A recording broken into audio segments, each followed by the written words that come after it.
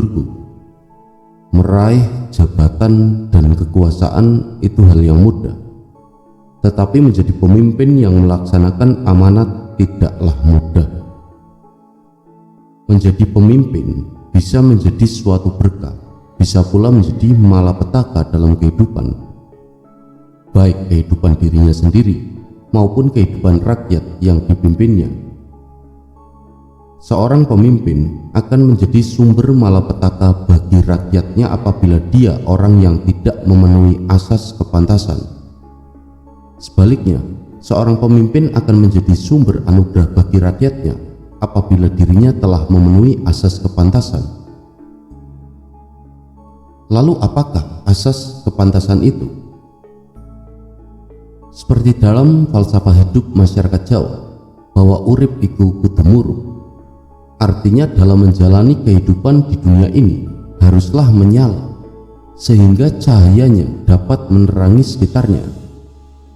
Menyala maksudnya kita mampu berperan memberikan kontribusi dalam kelangsungan hidup pada seluruh makhluk.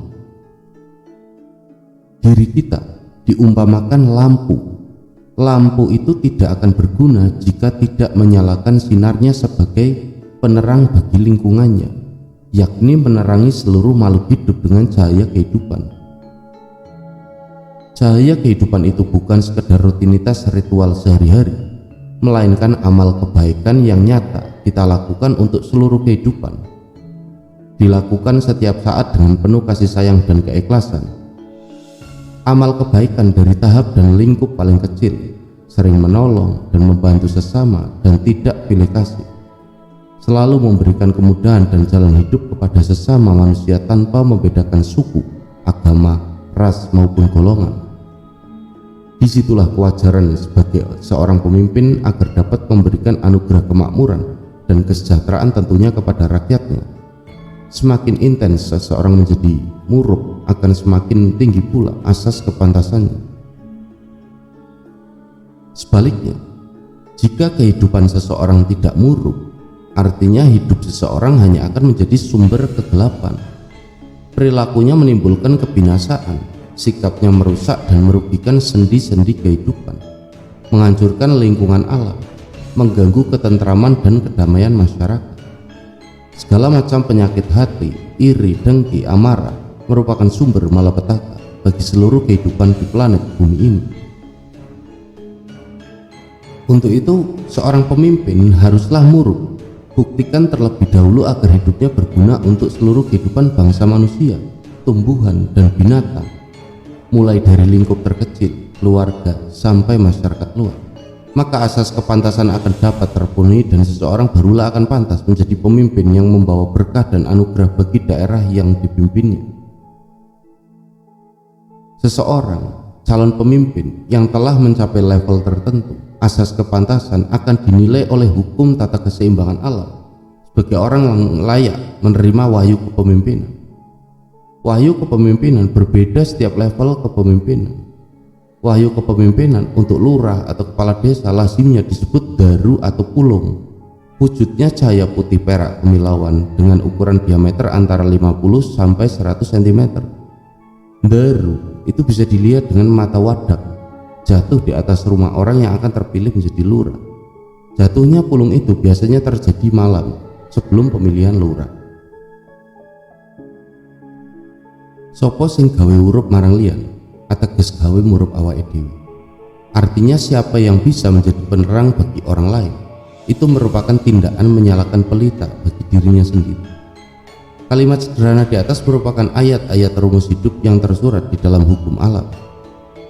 Bagi siapapun yang dengan tulus selalu memberikan kontribusi bagi kelangsungan hidup orang lain atau kepada seluruh makhluk, perbuatan itu merupakan amal kebaikan yang akan berguna untuk membangun kelangsungan hidup bagi dirinya sendiri.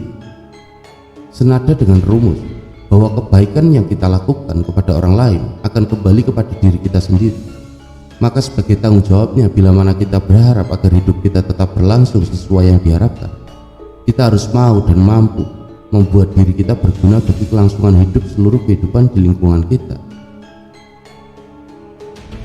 Lalu, apakah asas kepantasan dapat dimanipulasi? Asas kepantasan dapat dimanipulasi dengan cara menyalahgunakan kekuatan, uang, dan kekuasaan.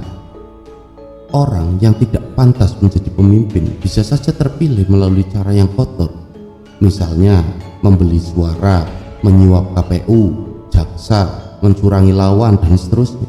Pendek kata, uang dan kekuasaan dapat untuk membeli kekuasaan.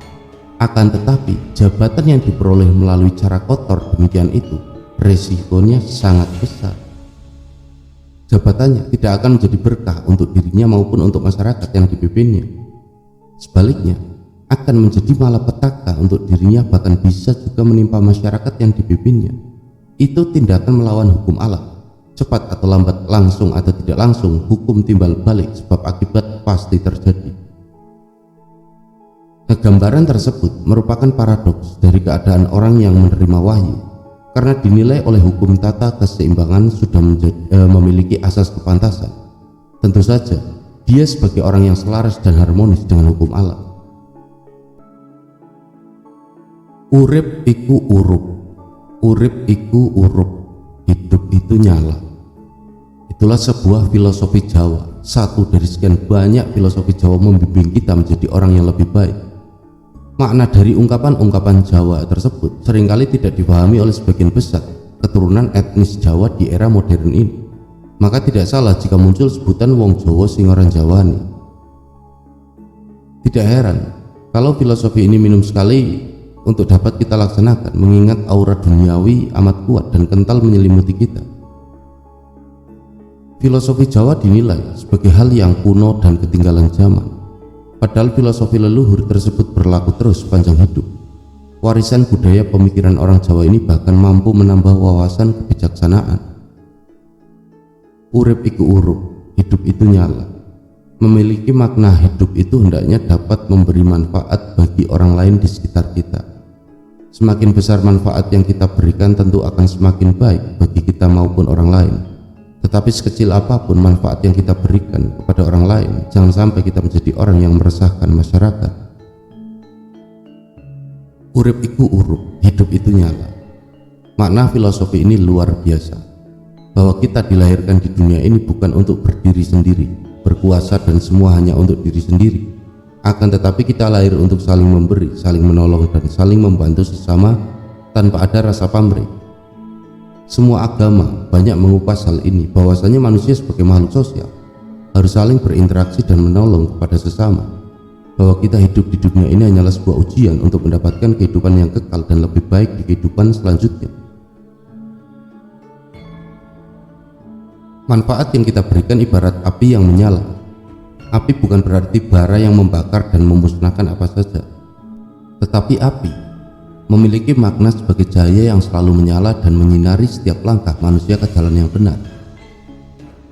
Oleh karena itu, hidup kita harus punya nilai manfaat yang selalu memberi cahaya yang terang, agar setiap langkah kita dan saudara-saudara kita dapat berjalan ke arah kebenaran. Janganlah hidup kita selalu membuat resah masyarakat, mengganggu ketenangan, karena hal itu tidak sesuai kodrat kita sebagai makhluk yang mulia. Andai kita berbuat sesuatu yang keliru, itu adalah lupa. Tetapi kalau kekeliruan itu berulang kali, berarti sudah menjadi watak. Apabila kehadiran kita mempunyai arti untuk orang lain, orang-orang di sekitar kita, semakin besar manfaat yang kita bisa berikan pada orang lain, maka hidup akan semakin baik. Dan begitu sebaliknya, apabila kita hadir namun tidak memberi manfaat, maka sesungguhnya kita mati. Seberapa besar kita sudah menyalakan diri sendiri supaya sekitar kita itu menjadi lebih terang. Mari kita bersama-sama mengisi hidup kita dengan manfaat yang berguna, dan mari kita saling menjaga agar langkah kita bisa bermanfaat bagi sesama. Nama terus Mbah sedulur-sedulurku, begitulah pemaparan singkat mengenai urip iku murup, urip iku urup, hidup itu menyala. Semoga berkenan dan semoga bermanfaat. Dan jangan lupa untuk saudara-saudaraku bisa meninggalkan jejak-jejak di kolom komentar. Matur sembah nuwun, saya akhiri. Mugi rahayu, sagung dumadi.